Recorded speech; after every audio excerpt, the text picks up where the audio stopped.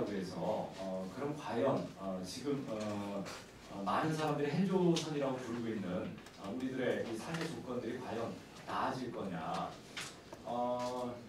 그렇다고 한다면 우리가 우리들 자신의 그 삶의 조건들을 좀 더 나은 방향으로 가져가기 위해서는 우리들이 이제 무엇을 해야 되고 그 다음에 우리가 무엇을 요구해야만 하는지 이런 문제들을 한 시간 정도 여러분들하고 같이 이야기를 나누면서 좀 생각을 해보도록 하겠습니다.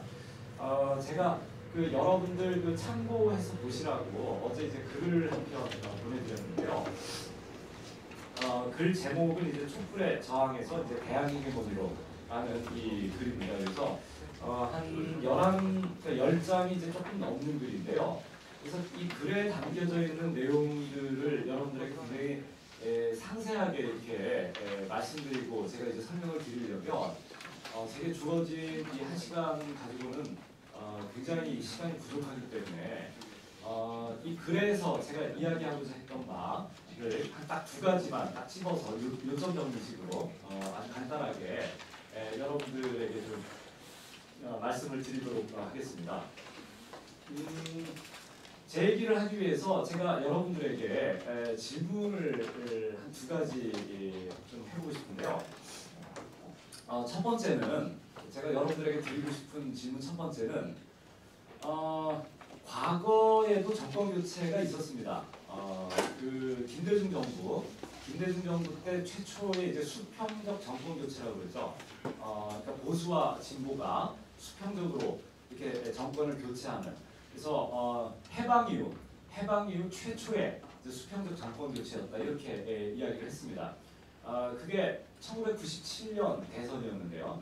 1997년 대선에서 김대중 정부가 민주정부로 이 정권 교체를 이뤘고요. 그래서 이제 많은 사람들이 김대중 정부에 대해서도 지금 이 문재인 정부 출범할 때와 지금의 분위기가 비슷하게 사실 이제 굉장히 많은 기대를 가졌었고요. 그 다음에 이제 또 한 번의 뭐 사람들이 이제 뭐 민주정부라고 부르는 게 이제 2002년도 그 노무현 정부의 이제 출범이었는데요. 그래서 뭐 지금 주변 애들 보시면 아직도 이제 뭐 노빠라고 그러죠, 노빠. 그래서 노무현을 굉장히 그리워하고 그 다음에 노무현을 굉장히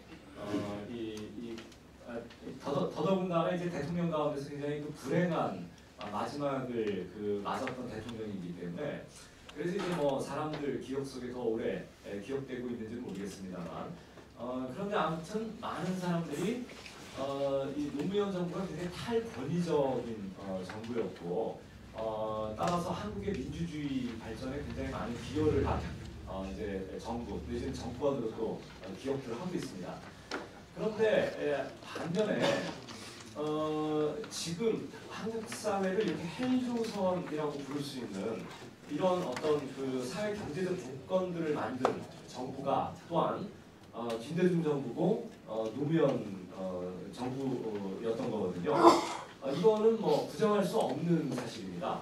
그러니까 우리가 예컨대 노동시장만 보더라도 지금 가장 문제가 되고 있는 비정규직 제도, 지금 전체 취업자의 거의 절반이 비정규직인데요.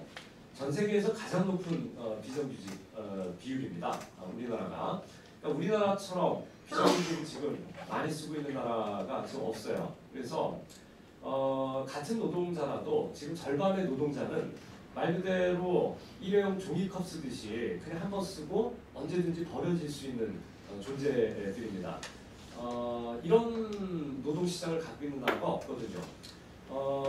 그런데 이런 비정규직의 광범위한 확산을 제도화한 그 정부가 사실은 김대중 정부고 그 다음에 노무현 정부였습니다.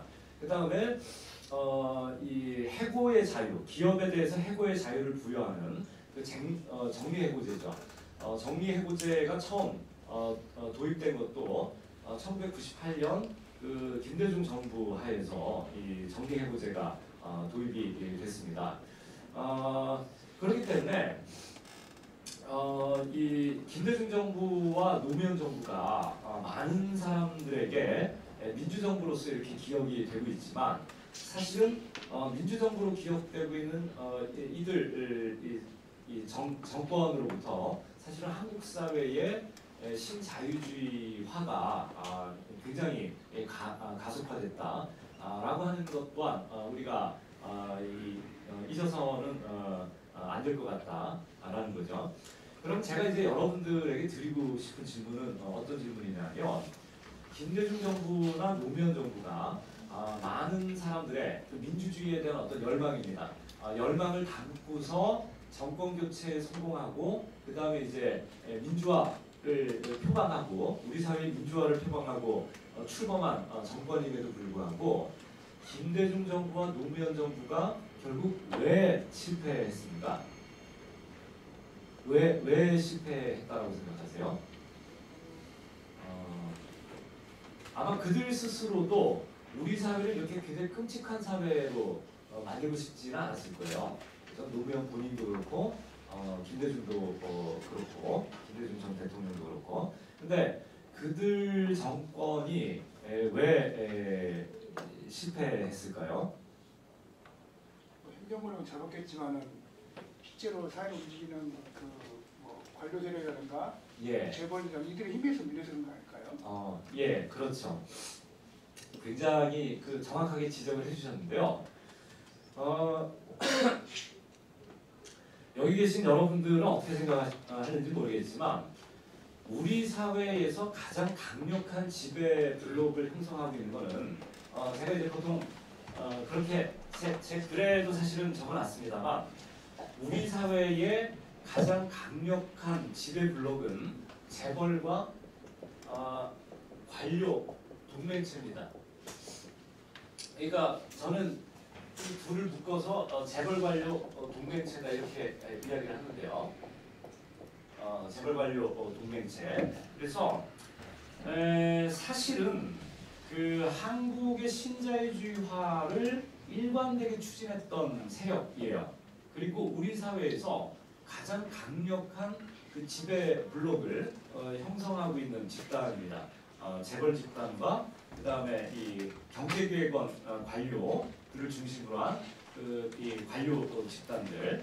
그래서 사실은 이 한국에서의 이 신자유주의화를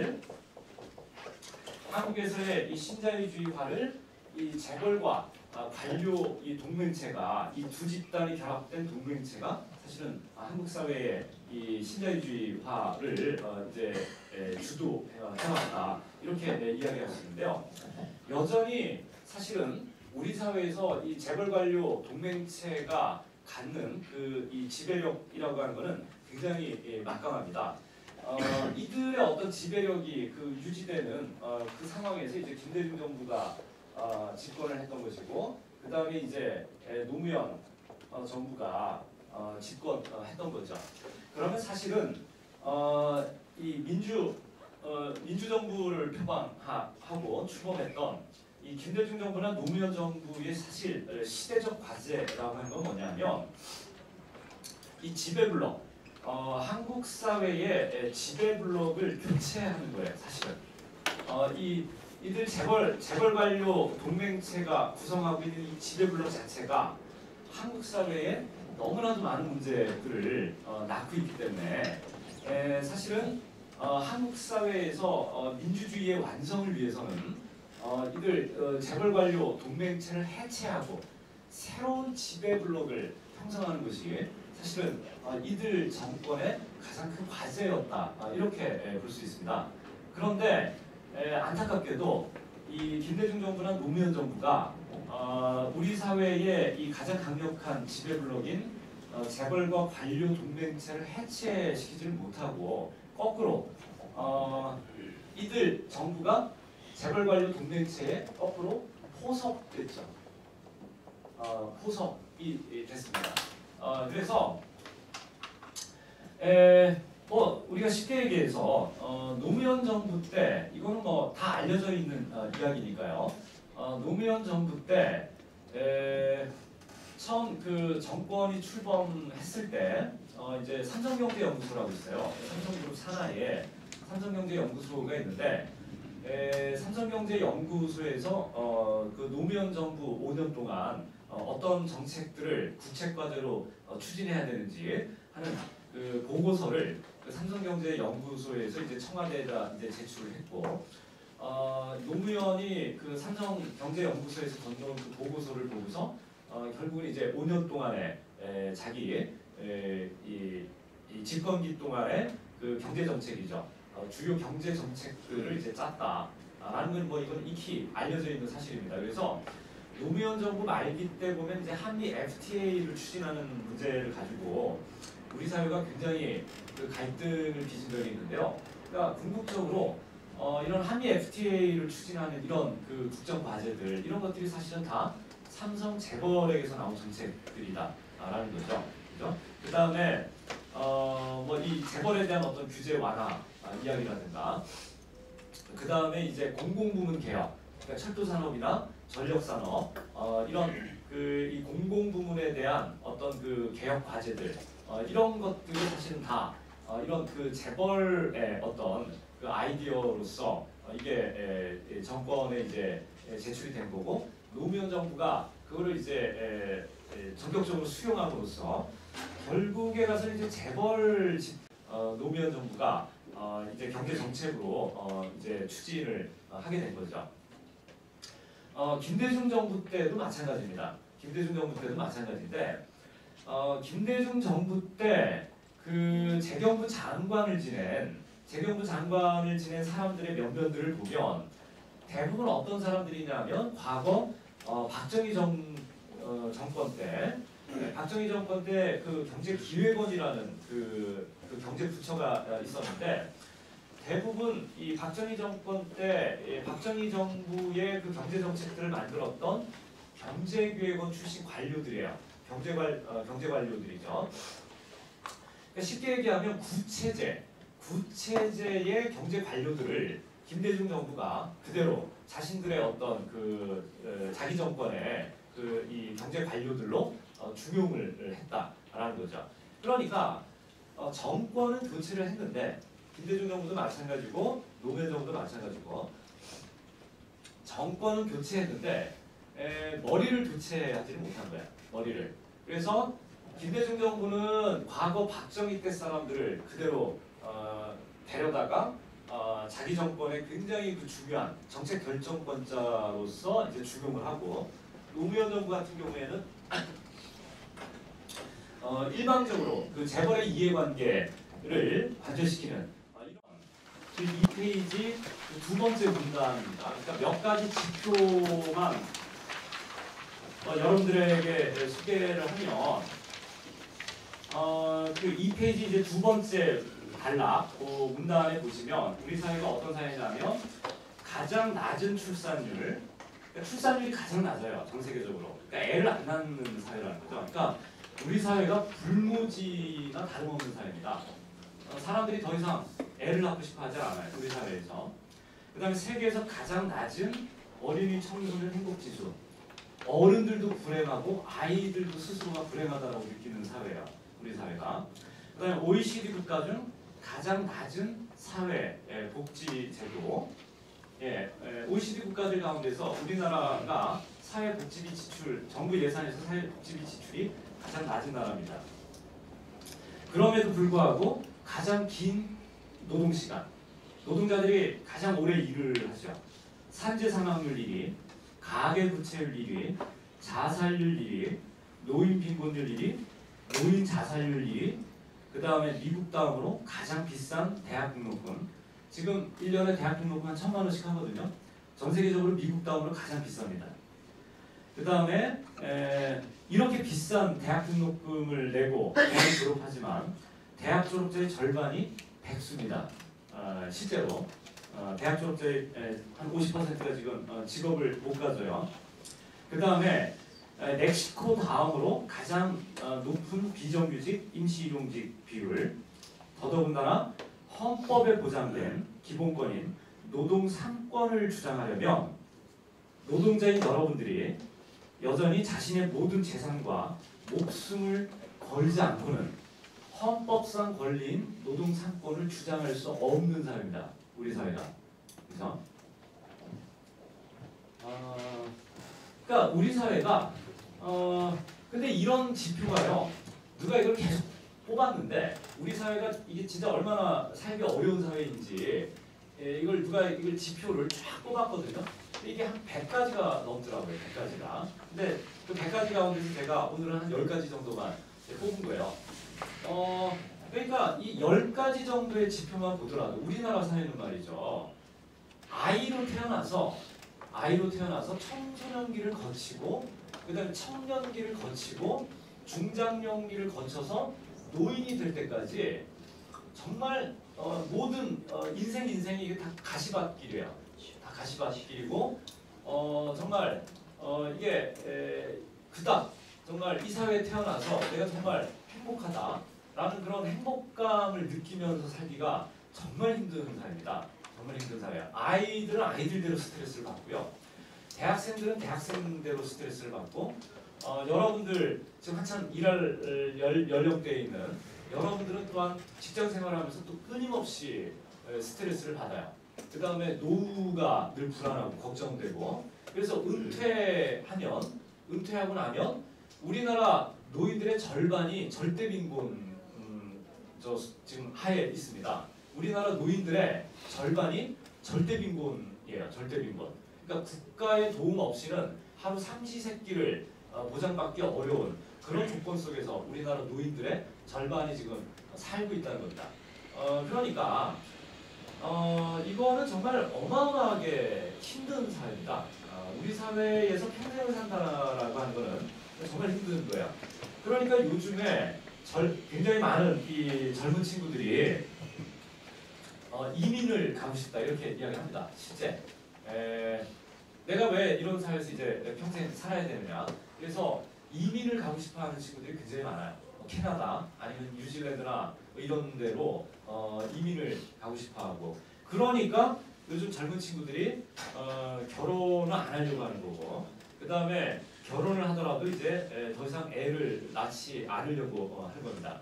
그래서 결국에 가서는 우리 사회가 이렇게 정말 그러니까 경제는 계속 성장해왔는데 우리나라 경제가 지난 20-30년 기간 동안에 IMF 때 빼고는 마이너스 경제 성장한 적은 없잖아요. IMF 때 1-2년 때 잠깐 마이너스 경제 성장을 했습니다만 그때를 빼고는 마이너스 성장을 한 적은 없거든요. 아무튼 어떤 식으로든 한 3%, 4% 정도씩 계속 지금 경제는 성장을 해왔다. 그러니까 계속 경제가 성장을 해서 아무튼 사람들은 아직 1인당 GDP가 지금 3만 불을 못 넘었다 이렇게 굉장히 아쉬워하지만 지금 우리나라 1인당 GDP는 한 27,500달러 정도 됩니다. 1인당 GDP가 27,000불 정도 돼요.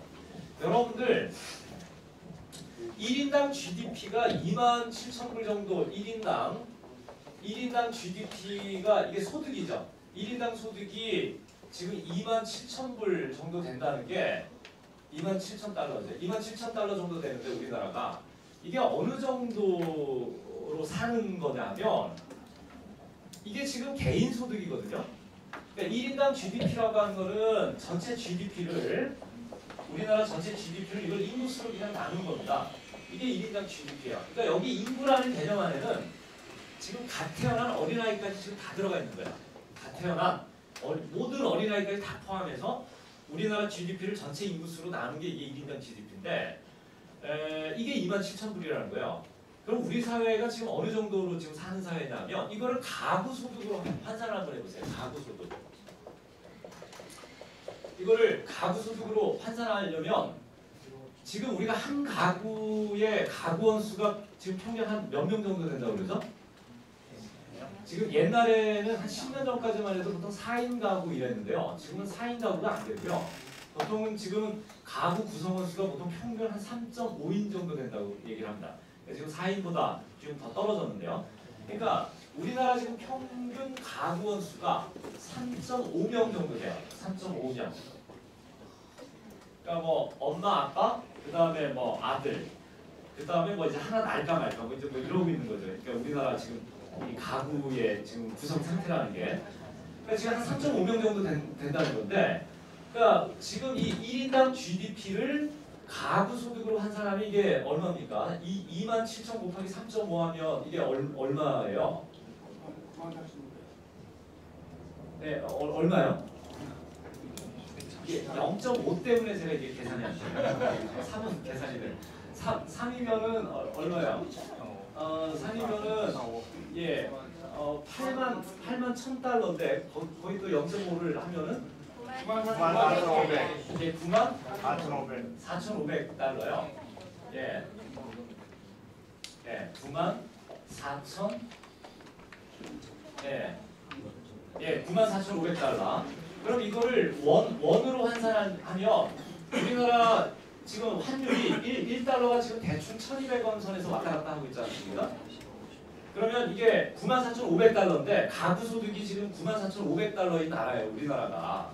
그러면 이거를 우리가 환율 1,200원을 곱하면 이게 얼마입니까? 1억 1,340만. 예, 1억 1,340만. 1억 1,340만 원이요. 예.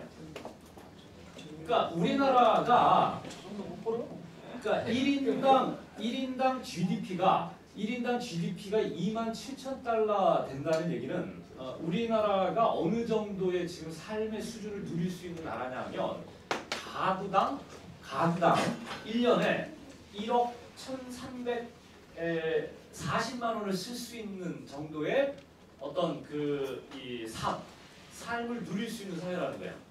근데 물론 이 모든 돈을 다 가구가 가져가는 건 아닙니다. 이거를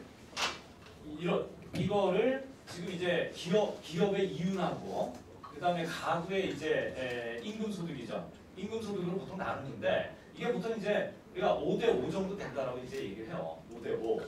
근데 이걸 5대5로 나눠도 그죠? 그러니까 대략 우리가 한 1억 2천만 원 이렇게 잡으면 1억 2천만 원 정도 이렇게 잡으면 그리고 기업과 가구가 5대5로 나눠갔더라도 기업이 아무튼 평균적으로 모든 기업이 이윤을 6천만 원 정도 가져가는 거고 그 다음에 우리나라 가구 연소득을 6천만 원을 가져오는 이런 이제 사회예요. 6천만 원. 그러니까 지금 우리나라 이 경제 수준이라고 하는 거는 모든 가구가 1년에 6천만 원 정도의 돈을 쓰면서 살 수 있는 사회예요. 우리 사회가. 그 다음에 이거는 1인당 GDP고 우리나라 이 GDP 자체는 세계 11위입니다. 예, 세계 11위에 작년까지가. 그러니까 우리나라가 경제 규모가 우리가 크게 얘기해서 G10이라고 얘기해요. 10대 강국이라고 보통 얘기를 하는데 우리나라 전체 경제 규모는 G10 수준 정도는 된다. 그러니까 세계 10대 강국 경제 규모로만 10대 강국 안에 정도 들 정도는 되고요. 그 다음에 우리나라 소득 수준이라고 하는 거는 기업에게 떼준다 하더라도 기업에게 한 절반 정도를 떼준다 하더라도 우리나라에 있는 모든 가구가 1년에 6천만 원 정도는 쓸 수 있는 사회야. 이 정도의 소비 생활은 가능한 그 사회다. 이 정도 우리 사회가. 그런데 우리나라 전체 가구 가운데 그럼 1년에 6천만 원을 버는 가구가 한 몇 퍼센트 정도 되느냐? 여러분들 몇 퍼센트 정도 될 것 같아요? 가구 소득이 6천만 원이 넘어가는 가구다. 전체 가구 가운데에서. 전체 가구 가운데에서 이 가구 소득이 6천만 원이 넘어가는 이 가구 비율은 한 20% 정도밖에 안 됩니다. 나머지 80%는 80% 가구죠. 전체 가구 가운데 나머지 80% 가구는 이 연소득이 6천만 원이 안 돼요. 6천만 원이 안 됩니다. 그 다음에 1인당 소득으로 치면은 이 소득 불평등도가 굉장히 더 심해집니다. 이 가구 소득 이 분배 상태에 비해서 1인당 소득 분배 상태는 훨씬 더 불평등해요. 그러니까 1인당 소득으로 개인 소득으로 치면 우리나라 개인 소득자 가운데 상위 10%가 전체 소득의 50%를 차지하고 있어요. 상위 10%가 전체 소득의 50%를 차지하고 있고 나머지 90%가 나머지 50%의 소득을 지금 나눠 갖고 있는 구조입니다. 개인 소득으로 치면. 그 다음에 가구 소득으로 치면 6천만 원 이상의 가구 소득을 버는 가구는 전체 가구의 한 20% 정도 돼요. 나머지 80%는 이 정도의 지금 소득을 못 벌고 있다는 거죠. 그래서 사실은 이제 경제적 불평등도도 이제 굉장히 극심한데, 근데 이제 제가 이 얘기 경제적 불평등을 얘기하려고 하는 게 아니고, 제가 여러분들에게 말씀드리고 싶은 건 뭐냐면 우리나라 사회가 결국 못 사는 사회가 아니라는 거예요. 그 다음에 지난 20, 30년 동안 어떤 식으로든 계속 경제는 성장해왔다는 겁니다. 성장해왔다. 근데 이런 사회, 그러니까 지속적으로 경제가 성장해왔고, 그 다음에 적어도 1년에 모든 가구가 6천만 원 정도의 소비 생활을 할 수 있는 정도의 경제력을 가진 나라가 됐는데, 그럼에도 불구하고 많은 사람들이 우리 사회를 지금 헬조선이라고 부른다는 거예요. 더 이상 이거는 도저히 사람이 살 수 없는 사회다, 이렇게 지금 부른다는 거죠. 그죠? 그러니까 우리가 여기서 알 수 있는 것은 뭐냐면, 경제가 성장한다고 해서 경제 성장 그 자체가 사람들의 어떤 이 바람직한 어떤 삶을 보장해 주는 건 아니다라는 것을 우리가 여기서 알 수 있는 거죠. 그죠? 그런데 자, 제가 이제 여러분들에게 이제 그 두 번째 질문을 좀 드리고 싶다, 이런 얘기를 하지 않았습니까? 제가 여러분들에게 드리고 싶은 그 두 번째 질문은 바로 뭐냐면, 모든 사람들이 이처럼 우리 사회를 헬조선이라고 부르는데, 헬조선, 제가 아까 전에 이야기했던 것처럼 우리나라가 비정규직이 절반이에요. 전체 노동자의 절반이 비정규직입니다. 그 다음에 우리나라 대학 등록금이 가장 비싸요. 전 세계적으로 가장 비싼 대학 등록금. 그 다음에 제가 여기 예로는 안 들었습니다. 우리나라 주택 가격 세계에서 가장 비싸요. 그죠? 얼마 전에 발표된 이 지표를 보니까 서울의 집값이 전 세계 모든 도시들 가운데서 6번째로 비싸답니다. 이 서울 집값이. 그래서 사실은 우리나라의 이 주택 가격이 사실 가장 비싸요. 가장 비싼 어떤 그 주택 가격, 아파트 가격이죠. 기타 등등. 그죠? 아무튼 살기가 너무 힘들다. 그죠? 그러면 제가 여러분들에게 드리고 싶은 두 번째 질문은 뭐냐면, 이렇게 살기 힘든 이런 삶의 조건, 이런 삶의 조건, 그죠? 이런 삶의 조건을 누가 만들었어요? 이거를 도저히 사람이 살 수 없는, 그죠? 도저히 너무 힘들어서 도저히 사람들이 살 수 없는 이런 삶의 조건. 지금 여러분들이 지금 이런 삶의 조건 속에서 지금 살고 있는 거잖아요. 그죠? 도저히 정상적으로 그냥 한 20, 30년 돈을 모아서는 도저히 아파트, 집을 살 수가 없다. 빚을 지지 않고는 지금 집을 살 수 없어요. 그죠? 빚을 내지 않고는 도저히 집을 살 수 없어요. 그 다음에 애를 태어나서 5살, 6살 때부터 막 영어학원 보내고 말이죠. 그죠? 한 달 가회비 막 200만 원, 300만 원 쓰지 않으면 아이를 정말 말 그대로 그냥 괜찮은 대학에 보내는 게 사실상 거의 불가능해요. 그죠? 불가능하다. 근데 애를 그렇게 애지중지해가지고 애를 대학에 보냈는데 얘가 졸업하자마자 그냥 놀고 먹는다. 백수로. 그죠? 직장을 못 구해가지고. 그죠? 그럼 도대체 누가 이런 삶의 조건을 만들었느냐는 게, 이런 삶의 조건을 누가 만든 거예요? 누가? 인간의 지배세력이 만들었겠죠. 네. 분명한 거는 여러분이 만들진 않았죠. 여러분들이 만들진 않은 거잖아요. 그러니까 이런 사회, 이런 사회가 여러분들이 지금 살고 싶어하는 사회는 아니잖아요. 그죠? 예. 그러니까 여러분들이 만든 거 아닙니다. 이런 삶의 조건을. 예, 그러면 제가 한번 또 여쭤볼게요. 이거 여러분들이 만든 거 아니에요. 근데 아무튼 누군가 만들었을 거예요. 예, 그런데 누군가가 이런 삶의 조건들을 만들었을 때 여러분들이 여기에 대해서 동의해 준 적이 있어요? 동의해 준 적 있습니까? 예컨대 지금 우리나라 대학 등록금이 1년에 1,000만 원인데 지금 대학들이 등록금을 다 1,000만 원씩 받아 1년에. 자 그러면 대학 등록금 이제 우리 1,000만 원씩 하자라고 했을 때 여러분들이 오케이 그래 우리 1,000만 원씩 내자 대학 교육 받는데 뭐 그 정도의 돈 필요하니까 대학에서 자 우리 다 1,000만 원씩 내자. 그래서 여러분들 동의해 준 적 있어요? 없죠. 동의해 준 적 없어요 여러분들. 근데 지금 대학이 있는 건 동의한 거지. 동의를 하셨어요? 가만히 있는 건 동의한 거죠. 가만히 한 거예요. 돈 냈으면? 네. 예. 그러면은 제가 그럼 다시 한번 물어볼게요. 그럼 그 돈을 내야 되는 이유 알고 계신가요? 왜 1,000만 원 내야 되는지? 예컨대 우리나라보다 훨씬 잘 사는 독일은 대학 등록금 없거든요. 예. 핀란드 없어요 대학 등록금. 프랑스에도 대학 등록금 없습니다. 일본 있지 않습니까? 우리 바로 옆에 일본. 일본이 우리나라보다 훨씬 잘 살아요. 진짜 잘 사는데 일본 사립대학 제가 실제로 가서 확인을 했는데요. 일본 동경에 보면 히토츠바시 대학이라고 정말 좋은 대학이 있습니다. 그 사립대학인데 일본에서도 정말 좋은 대학이고 전 세계적으로도 정말 좋은 대학이거든요. 동경에 보면 히토츠바시 대학이라고 있는데 그 좋은 그 일본의 명문 사립대학인 히토츠바시 대학이 1년 대학 등록금이 얼마냐면 제가 그때 2년 전에 가서 물어봤는데 127만 원이에요. 1년에 127만 원을 냅니다. 127만 원. 근데 우리나라가 지금 1,000만 원이에요. 1,000만 원.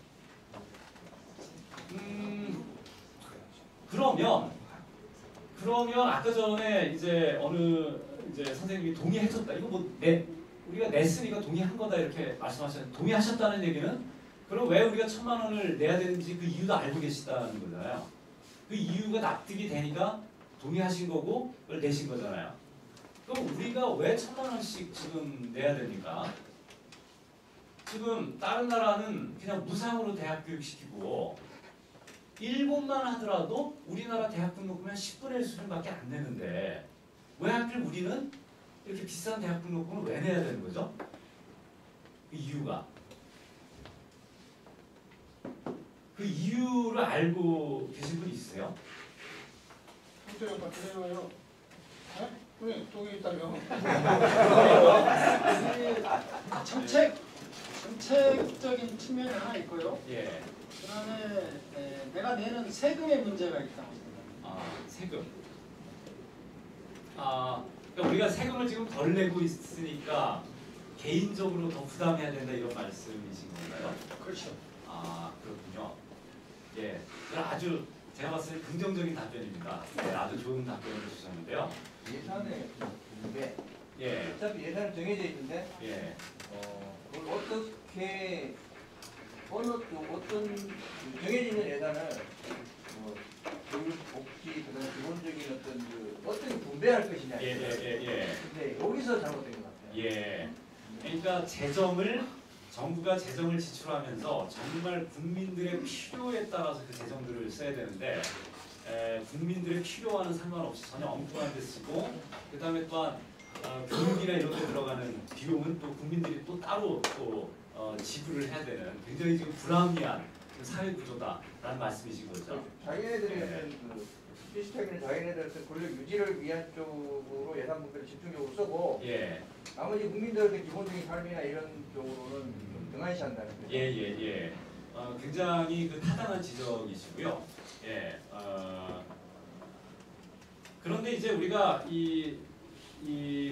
그러니까 정부입니다. 정부의 재정 지출 문제하고는 지금의 상황이 사실은 약간 별개의 상황일 수가 있는데요. 그럼 제가 하나 더 여쭤볼게요. 지금 우리나라가 아파트 가격이 전 세계적으로 가장 비싸거든요. 지금 강남구 같은 경우에는 평당 분양가, 이게 매매가가 아니에요. 매매가가 아니라 분양할 때 적용되는 분양가가 지금 강남구 같은 경우에는 평당 얼마냐면 강남 지역 평당 분양가가 지금 평당 3천만 원이거든요. 강남 지역이. 이거 제가 거짓말하는 거 아니에요. 지금 강남 지역이 평당 분양가가 3천만 원입니다. 저 강북 지역 있잖아요. 도봉구가 혹시 이 가운데 도봉구나 강북구에 사시는 선생님들 계시면 기분 나빠하실지 모르겠는데 지금 서울 시내에서 지금 아파트 매매가와 분양가가 제일 싼 데가 강북구하고 도봉, 특히 강북구가 제일 싼데요. 강북구가 지금 평당 한 1,500만 원 정도 돼요. 그러니까 강북구에서 분양되는 아파트의 그 분양가가 1,500만 원인데 강남 우리가 왜 강남 3구라고 얘기를 하는 서초, 강남, 그다음에 송파. 그러니까 그 강남 3구 지역은 지금 아파트 평당 분양가가 평균 지금 한 3천만 원 합니다. 그러니까 이게 평균치이기 때문에 더 비싼 아파트도 있어요. 막 평당 4천, 5천만 원 되는 아파트들도 있다. 근데 아무튼 근데 아무튼 지금 대략 사람들이 뭐라고 얘기를 하냐면 서울 지역에서 30평짜리 아파트를 살려면 대략 지금 한 6억 원 정도 들어간다 이렇게 이야기합니다. 6억. 한 6억 정도는 줘야 서울에서 한 30평짜리 아파트를 산대요. 6억. 이게 분양받는 겁니다. 이게 매매하는 게 아니고. 그러니까 분양가가 지금 한 6억 정도 한대요. 그러면 이게 지금 평당 한 2천만 원 정도 되는 거잖아요. 서울시 전체 평균 지금 아파트 분양가가 평균 2천만 원 정도 하는 건데요. 그럼 6억이란 뭐 여러 선생님들도 지금 사회생활 해보셔서 알겠지만 6억이라는 건 이거 무진장 많은 돈이에요. 여러분들이 연봉을 6천만 원을 받는다 하더라도 받는 연봉 6천만 원을 10년 동안 단 한 푼 안 쓰고 꼬박 다 저축해야 이거 모을 수 있는 돈이에요. 6억이면. 근데 1년에 6천만 원 저축하는 게 가능하냐? 불가능하죠. 사회생활 해보셔서 아시지 않습니까? 네. 1년에 1,000만 원 저축하기 진짜 힘들어요. 네. 1년에 1,000만 원 이상 저축하기 진짜 힘듭니다. 특히 그 자녀들 키우기 위해서 1,000만 원 저축하기 힘들거든요. 근데 아무튼 여러분들이 막 최대한 막 알뜰하게 살고 최대한 여러분들이 막 절약해서 살아서 1년에 2천만 원씩 돈을 모은다 하더라도 꼬박 30년을 모아야 이게 지금 살 수 있을. 세계적으로 제일 비쌉니다. 이 아파트가. 그러면은 제가 여러분들께 다시 한번 물어보고 싶은 게 우리나라에서 아파트가 그러니까 서울 시내 아파트 30평짜리 아파트 가격이 왜 6억 하는지 그 이유를 알고 계신 분이 있으세요? 이게 왜 6억인지. 그러니까 몰라요. 네. 모르죠. 그리고 강남구하고 이 도봉구하고 다른 점이 있어요. 네. 그러니까 아무튼 모르는 건 투성입니다. 우리가 곰곰이 생각해 보면 몰라요. 아무도 몰라요. 이거 내라니까 그냥 내고 사는 겁니다. 이유도 모르는데. 그래서 이유 좀 가르쳐달라고 누군가 물었거든요. 옛날 노무현 정부 때 아파트 가격이 제일 많이 올랐어요. 엄청나게 아파트 가격이 폭등을 했는데요. 그때 이제 여러 시민단체에서 예컨대 그때는 물론 아파트 가격이 6억까지 대신 평균 아파트 분양가가 6억까지 가지는 않았습니다만 근데 예컨대 그때 이제 여러 시민단체에서 질문을 한 거예요. 건설 회사에다가 오케이 너희가 지금 이걸 6억 내라고 하니까 내가 형편이 되면 내가 6억 내고는 내가 이걸 사겠다. 근데 왜 이게 지금 도대체 6억 하는지 그 이유를 알고 사야 되는 거 아니냐. 그러니까 그 이유를 좀 가르쳐 달라고 이렇게 질문을 했어요. 건설 회사에다가. 그러니까 그게 이제 우리가 흔히 얘기하는 분양 원가 공개라는 거예요. 그러니까 분양 원가. 도대체 이 아파트 짓는데 원가가 얼마 들어가는지 분양 원가를 좀 공개 좀 해서 이렇게 질문을 했거든요. 그러니까 그 이유를 알고 싶다는 거예요. 왜 우리가 이 가격을 주고서 아파트를 사야 되는지 우리가 이유는 알고 사자. 이랬더니 그때 건설회사가 뭐라고 얘기를 했냐면 그 시민단체들한테 이거는 기업 영업 비밀이기 때문에 알려줄 수가 없다는 거야. 영업 비밀이랍니다. 그러니까 이건 영업 비밀에 해당되는 거기 때문에 알려줄 수가 없고 뭐 너가 그냥 사고 싶으면 이거 사고 사기 싫으면 그냥 사지 마라 뭐 이거예요.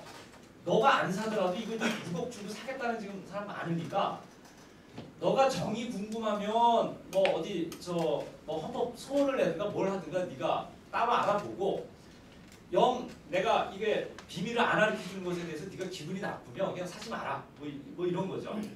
이러니까 이 시민단체가 결국은 정부한테 갔어요. 정부.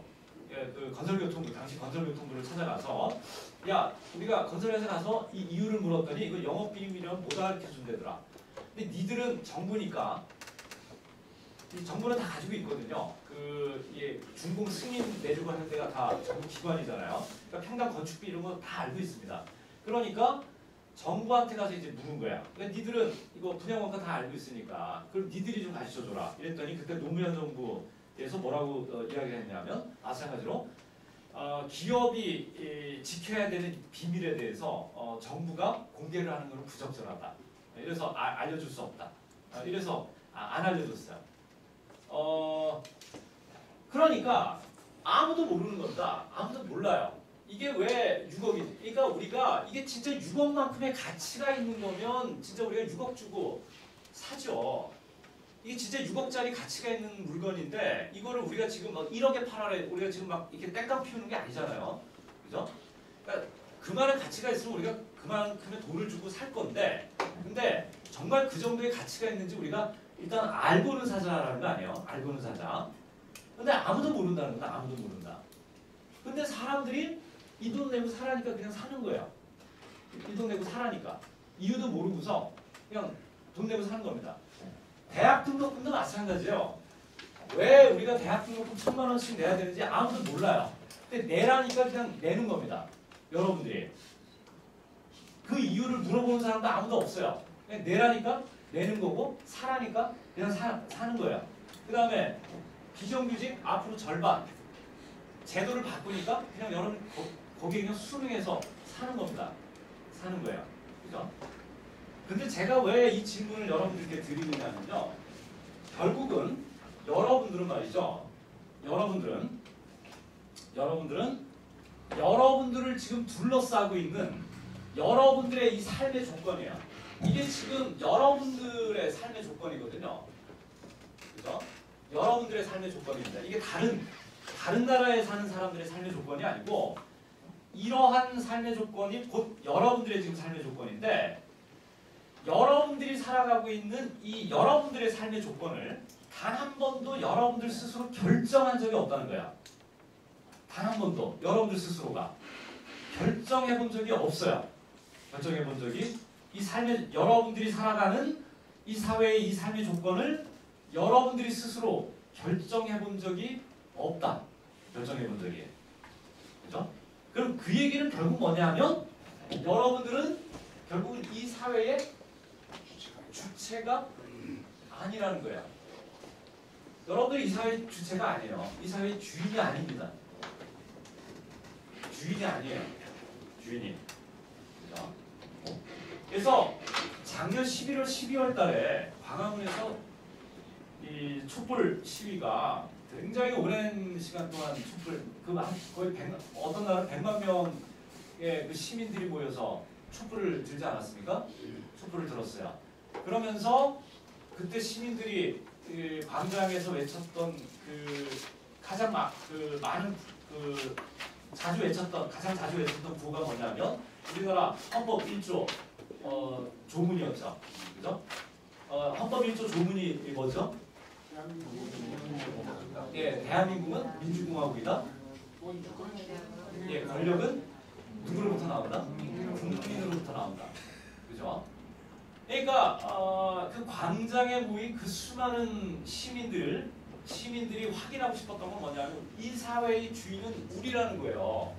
우리라는 걸 확인하고 싶었던 거거든요. 사실은 광장에 나와서. 그러니까 야 박근혜 너 대통령 우리가 그냥 날려버릴 수 있어. 그죠?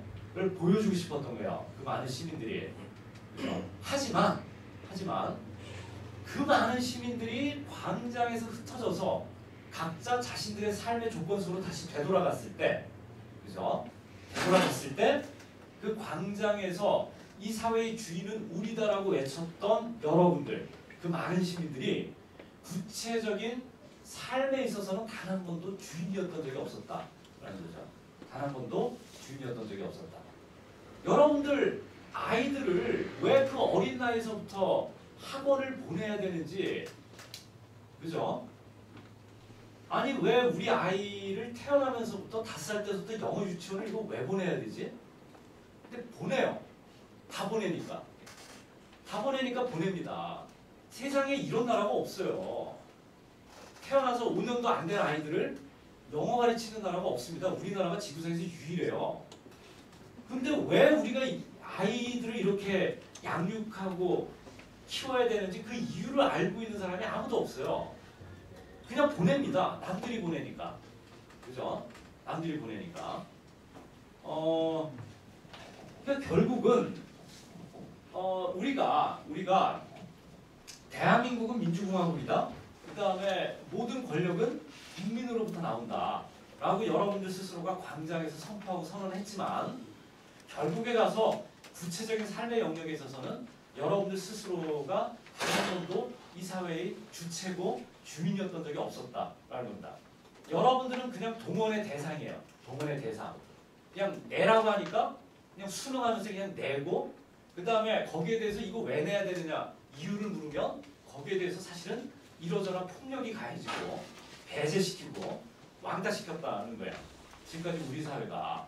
그렇잖아요. 지금 예컨대 저 성주에서 벌어지고 있는 사드 싸움 같은 경우도 그런 거 아니에요. 그죠? 야, 이 평화로운 이 시골 마을에 갑자기 레이더를 왜 들여오냐? 그죠? 그거 질문하는 겁니다. 야, 여기는 우리가 살 땅인데, 야, 한민국 국방장관, 너가 여기 와서 가는 살아봤어 하더라도 여기가 우리가 지금 대대 우리 지금 조상 대대로 지금 살아온 땅인데 여기에 왜 갑자기 왜 레이더를 왜 갖다 놓는데, 그죠? 그 이유를 묻는 거예요. 이유를 물었는데 그 질문하는 사람들에 대해서 우리 사회가 이 정치 권력이 어떻게 했느냐 하면 배제시키고 왕따시키고 폭력을 가한다는 거죠. 폭력을 가한다. 그죠? 자, 우리가 이런 측면을 고려를 하면, 자, 과연 우리 사회는 민주공화국이다 이렇게 얘기할 수 있느냐? 그러니까 여러분들 스스로가 정말 공화국의 정말 민주 시민이고 정말 공화국의 주체다라고 여러분들 스스로가 정말 이야기할 수 있느냐, 그죠? 그래서 오늘 사실 제 강연의 주제가 2017년 대선 이후 경제 정세와 노동자 계급의 과제인데요. 노동자 계급의 과제. 제가 앞에서 이야기했던 것처럼 이명박 박근혜가 집권하는 것보다 문재인과 같은 훨씬 더 정치적으로 개방적이고 탈권위적인 집권 세력이 집권하는 게 굉장히 바람직한 측면이 있습니다.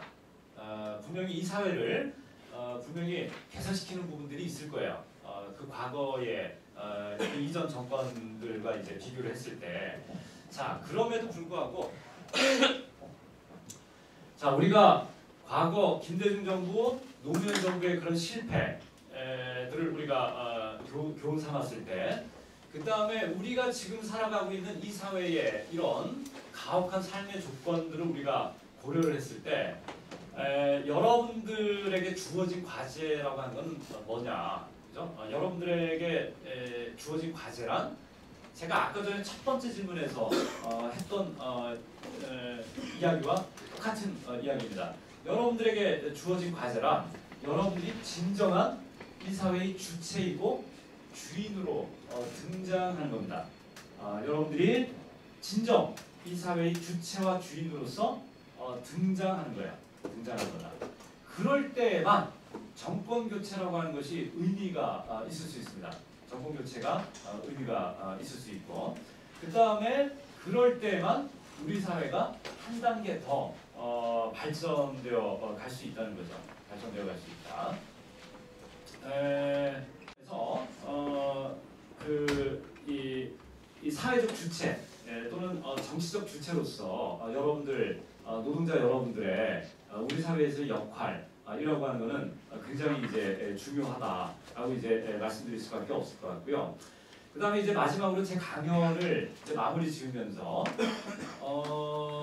제가 이제 마지막으로 딱 하나 더 말씀드리고 싶은 거는 뭐냐면, 자, 그러면 노동자인 여러분들이 왜 과연 지금껏 우리 사회의 진정한 주체가 될 수 없었느냐, 그죠?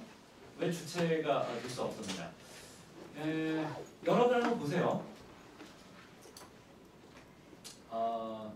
몇 년 전에 철도 노조에서 한번 파업을 한 적이 있었죠. KTX 그 뭐 민영화 반대를 둘러싸고 이제 철도에서 이제 여러분들이 이제 파업한 적이 있었는데 그때 여러분들 어땠습니까? 여러분들의 파업에 대해서 우리 사회가 우호적이었던 것 같아요? 아니면 적대적이었던 것 같아요? 일단 정권은 어땠던 것 같습니다. 정권은 굉장히 적대적이었죠. 그죠? 우리 사회는 어땠던 것 같아요? 우리 사회는? 과거보다는 우호적이에요.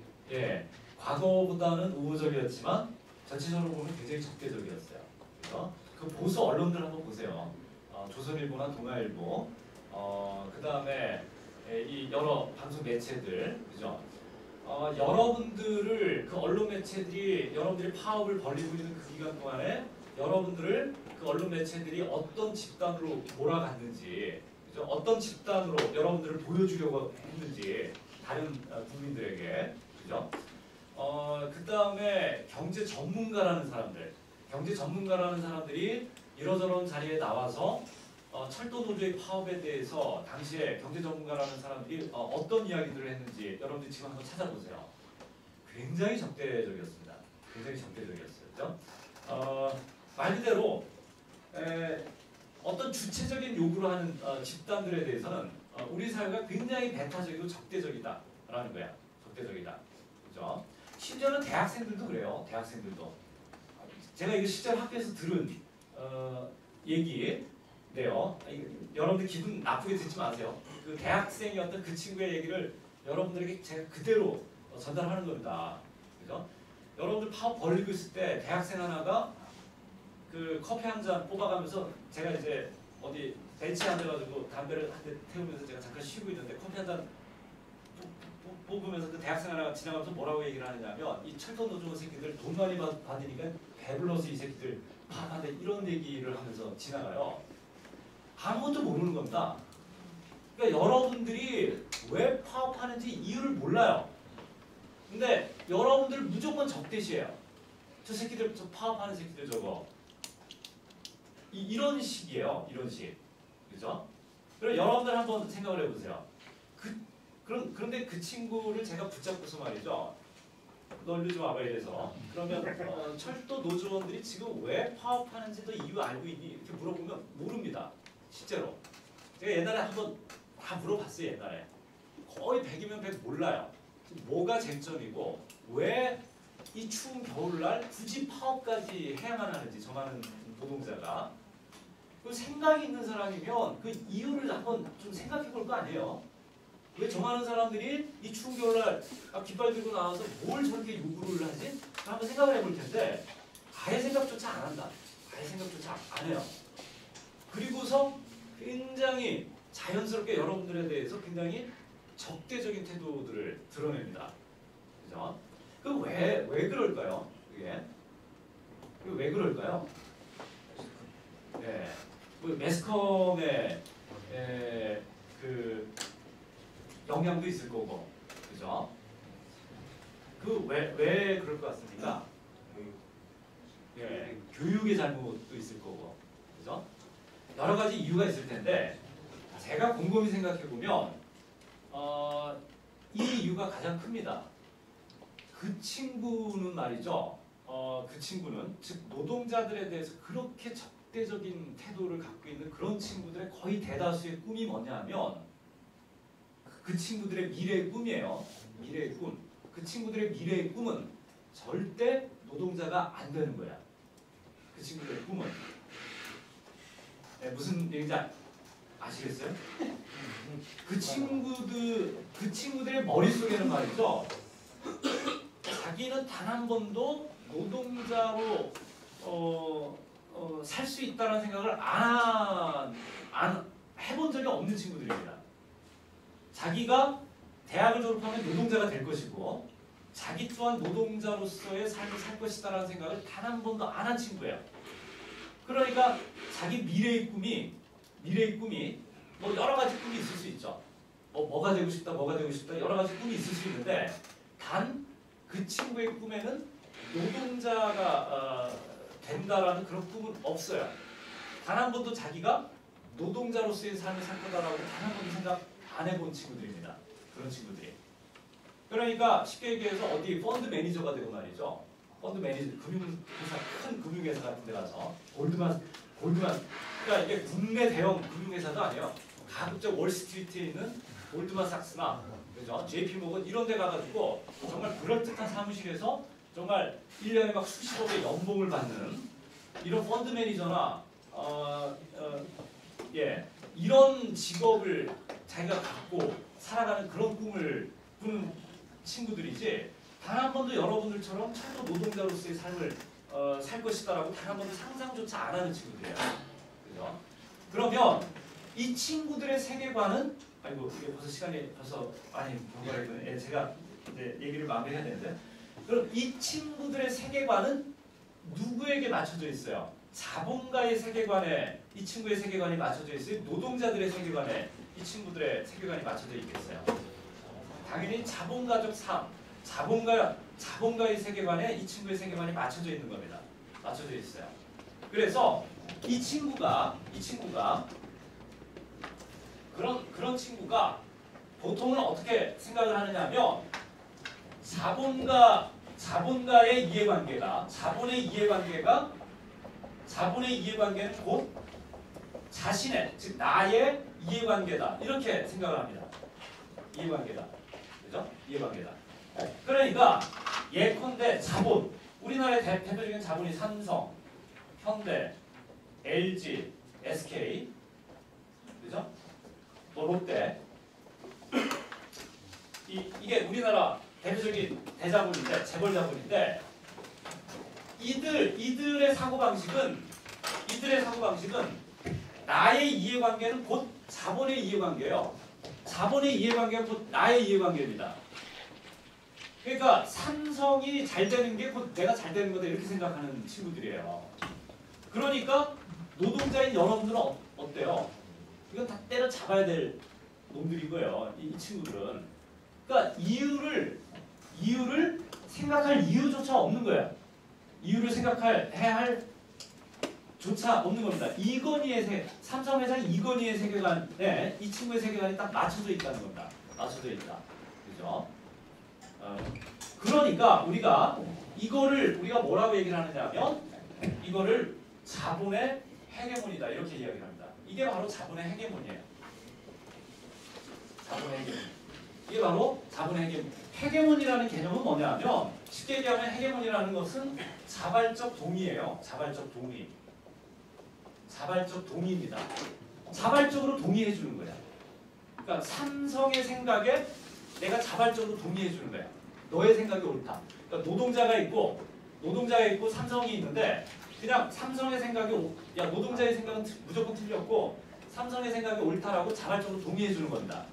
이게 헤게모니 개념이거든요. 헤게모니 개념. 그러니까 자본의 헤게모니가 이런 친구들에게까지 미치고 있는 거야. 대학생이. 이런 이 평범한 대학생들이 자본의 헤게모니 속에 포섭된 삶을 살고 있다는 겁니다. 그러니까 이런 친구들은 노동자의 이해관계가 아니라 자본의 이해관계를 그 자신의 이해관계로 받아들인다는 거예요. 받아들인다. 그러니까 노동자들이 파업하면 기업 주가 떨어지고 그러면 기업이 손해볼 텐데 그죠?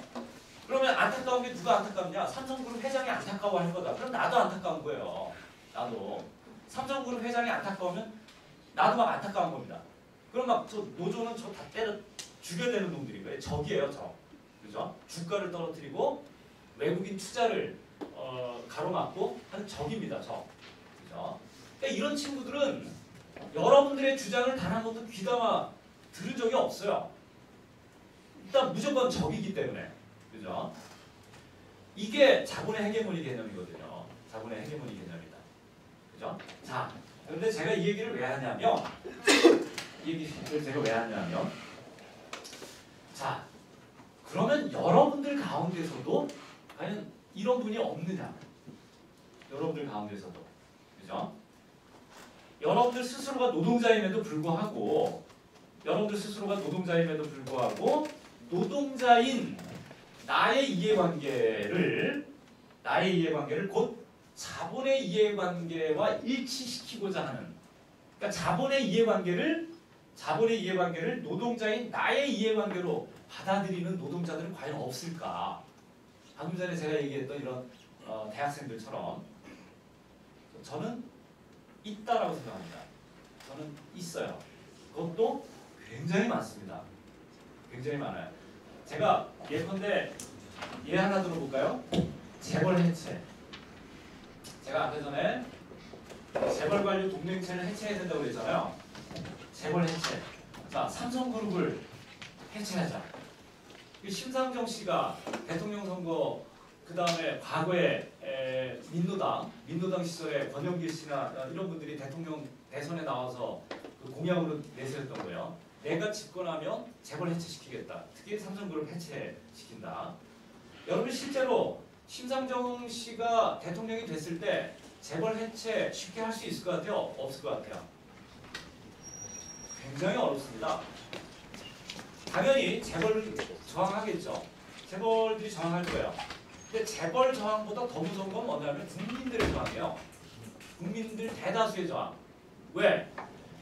사람들이 뒤돌아서서는 삼성용 아무것도 기여한 게 없는 저 자식놈한테 또 저 기업 물려준다고 다 한마디씩 해요. 욕하고. 그런데 막상 삼성 해체시키자 이렇게 얘기하면 동의해 줄 사람 우리나라에 별로 없다. 왜 동의해 줄 사람이 별로 없겠어요? 재벌 개혁한다고 정부가 재벌에 손대면 주가가 떨어지니까. 주가가 떨어지니까요. 우리나라에서 지금 주식 투자하는 사람이 1000만 명이에요. 1000만 명. 주식 투자하고 있는 사람들이 1000만 명이거든요. 그죠? 삼성전자 주식 못 사서 지금 혈안이 돼 있는 사람들은 어마어마하게 많습니다. 삼성전자 주식 못 사서 지금 안달난 사람들이 어마어마하게 많아요. 그죠? 주식 투자를 하고 있는 사람이 지금 1000만 명인데 근데 심상정 씨가 대통령 돼서 삼성을 건드렸어요. 삼성전자 주가가 반토막이 나요. 그럼 이 사람들이 가만히 있겠어요? 이 사람들이 난리치죠. 좌파 정권 뽑았더니 사회 혼란시키고 주가 반토막 내고 외국인 투자자들 다 도망가게 하고 나라 지금 다 절단 내고 말아먹고 있다고 난리치지 않겠어요? 그 과연 심상정 씨가 버틸 수 있을까요? 온 모든 보수 언론 그 다음에 심지어 태극기 부대들이 나와가지고 삼성전자 주가 다시 원상회복시켜라 막 태극기 흔들면서 막 시위 벌이고 할 텐데 그거를 웬만한 강단이 있는 정치 지도자 아니면 그 상황을 과연 버텨낼 수 있을까? 저는 웬만한 사람 아니면 그 버텨내기 힘들다라고 생각해요. 한국적 지역에서. 그 다음에 아파트 마찬가지입니다. 반값 아파트 얘기를 하는데요. 반값 아파트. 반값 아파트 얘기를 하는데 실제로 누군가가 대통령이 돼서 내가 집권을 하면 무조건 지금 아파트의 무조건 절반 가격에 내가 아파트 공급하겠다. 그래서 이 사람 실제 대통령이 됐어요. 그래서 실제로 반값 아파트 공급하려고 합니다. 이거 어떻게 되겠어요? 예, 난리 납니다. 난리 나요. 지금 우리나라 가계부채가 1400조예요. 우리나라 가계부채가 1400조거든요. 그죠? 1400조에 지금 평균 가계대출 금리 4%를 적용하면 1400조에 4%면은 얼마입니까? 56조죠. 우리나라 가계 집단이 1년에 이자로만 내는 돈이 56조예요. 56조. 그죠? 그러니까 아파트 사고 하면서 더더군다나 자영업자들은 자기네들 그 가게 운영하면서 은행으로 빌려서 쓴 돈이 1400조고 그것 때문에 1년에 지금 은행에 내고 있는 이자가 56조거든요. 근데 거기에다가 아파트 가격을 반토막으로 내는 정책을 지금 쓴다. 누군가가 심상정 씨가 예를 들면 그러면 우리가 생각하는 것처럼 모든 국민이 그럼 이걸 쌍수를 들고 그럼 환영을 할 거냐? 절대 그렇지 않다는 겁니다. 여러분들 가운데 일반 노동자들 가운데서 이 정책에 반대할 사람들은 무진장 많아요. 반값 아파트 정책 반대하고 그 다음에 재벌 해체에 반대할 노동자들 무진장 많다. 그죠? 그럼 이 얘기는 결국 뭐냐면요. 사실상 노동자들 가운데서도 자신의 이해관계와 자본의 이해관계를 일치시키는, 즉 자본의 헤게모니에 포섭되어 있는, 계급적으로 포섭되어 있는 노동자들도 상당히 많다는 겁니다. 상당히 많다. 그죠? 그렇기 때문에 자, 제가 아까 전에 여러분들 스스로가 우리 사회의 어떤 발전, 그 다음에 진정한 진보를 위해서 여러분들 스스로가 이 사회의 진정한 주인 내지는 주체로 등장해야 된다라고 제가 여러분들에게 말씀을 드렸는데, 그게 가능하려면 여러분들 스스로가 이 사회의 주체 내지는 주인이 되려면, 진정한 주체와 주인이 되려면 여러분들 스스로가 뭐를 거부할 수 있어야 되느냐면 이 자본의 헤게모니를 거부할 수 있어야 됩니다. 여러분들이 이것으로부터 벗어날 수 있어야 돼요. 벗어날 수 있어야 된다. 그러려면 자본의 헤게모니로부터, 즉 자본의 이해관계에 대해서 스스로가 자발적으로 동의해주는 이런 어떤 삶의 태도로부터 여러분들이 벗어날 수 있으려면 여러분들이 분명히 뭐를 인식해야 되느냐 하면 자본의 이해관계와 나의 이해관계는 분명히 다르다는 것부터 여러분들이 인식을 해야 됩니다. 저 삼성의 이해관계라고, 경제적 이해관계라고 하는 것하고 나의 경제적 이해관계는 근본적으로 다르다. 이게 왜 다른 것인지부터 여러분들이 인식을 해야 된다는 거예요. 해야 된다. 그러면 삼성의 이해관계와 나의 이해관계가 구체적으로 어떻게 다르고, 그죠? 어떻게 다르고, 따라서 나는 자본이나 재벌에 의존하지 않고 나만의 고유하고 독자적인 나만의 이해관계를 내가 어떻게 주장할 것이냐, 그죠?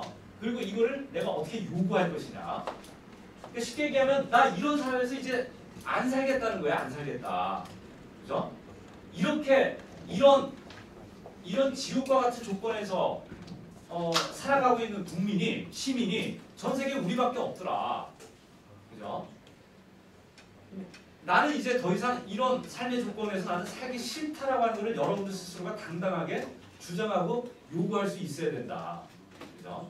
그래서 여러분들 뭐 제가 들으니까 다음 달 6월이죠. 6월 달에도 뭐 이제 총파업이 계획되고 있고, 그다음에 뭐 제가 어디서 들으니까 올 11월 달에는 이 민중총궐기 어떤 그 대회 이런 것들이 지금 계획되고 있는 걸로 알고 있는데요. 그래서 저는 늘 하는 얘기가 의례적인 총파업은 해서는 안 된다, 그죠? 총파업을 할 거면 정말 치열한 총파업 투쟁들을 해야 된다. 정말 치열한 총파업 투쟁. 근데 여러분들 이제껏 살아오시면서 다른 누군가와 싸워봐서 알잖아요. 동네에서 싸움질을 했건 학교에서 싸움질을 한 건 정말 죽을 등 살등 내가 상대방하고 싸우려면 그죠? 내가 얘하고 왜 싸우는지를 명확하게 내가 이해를 해야 정말 죽을 등 살등 싸우거든요. 싸우는 이유를 모르면, 그죠? 내가 얘하고 왜 싸워야 되는지를 내가 모르고 있으면 싸움을 피하게 되지 죽을 등 살등 덤벼들고 싸우지를 않습니다. 그죠? 그러니까 여러분들이 정말 투쟁하고 정말 싸우려면, 그리고 그 싸움에서 여러분들이 성과를 얻어내려면 정말 치열하게 싸워야 돼요. 근데 치열하게 싸우려면 여러분들이 내가 왜 싸워야 되는지를 분명히 이해하고 있어야 됩니다. 그럼 여러분들이 왜 싸워야 되는 그 이유를 여러분들이 어디로부터 여러분들이 분명하게 이해를 해야 되는 거냐면 나의 이해관계라고 하는 것하고 저 자본의 이해관계라는 게 도대체 뭐가 다른 거냐 라는 것부터 여러분들이 분명하게 이해를 해야 된다는 거예요. 그죠? 이해를 해야 된다. 그럴 때만, 그죠? 그래서 여러분들이 절대 어떤 경우에도 자본에게 양보하거나 양도할 수 없는 노동자로서 여러분들의 계급적 이해관계라고 하는 것이 과연 무엇인가? 여러분들의 어떤 구체적인 삶 속에서, 그죠? 그러한 문제들을 여러분들이 구체적으로 고민하고 거기에 대해서 여러분들 스스로 답을 얻지 않으면 아무리 총파업 투쟁을 매년 벌린다 한들 그 총파업 투쟁은 승리하기 어렵다. 그래서 여러분들 노동자로서 그 다음에 정말 이 사회의 당당한 어떤 주체로서 여러분들이 살고 싶어하는 그 삶의 조건들을 따라서 과연 자본의 이해관계와 나의 고유하고 독자적인 이해관계가 과연 무엇이 다른 것인지 하는 이런 문제들에 대해서 여러분들 정말 치열하게 고민하고 거기에 근거해서 여러분들이 정말 당당한 이 사회 주체로서 이 사회에 여러분들이 요구하고 그 다음에 정치적으로 관철해 나갈 수 있는 그러한 어떤 당당한 노동자 계급이 되었으면 좋겠습니다. 여러분들 지금 시간이 많이 촉박가 돼서요. 제 강의는 이상 마치는 걸로 하겠습니다. 끝까지 들어주셔서 굉장히 고맙습니다.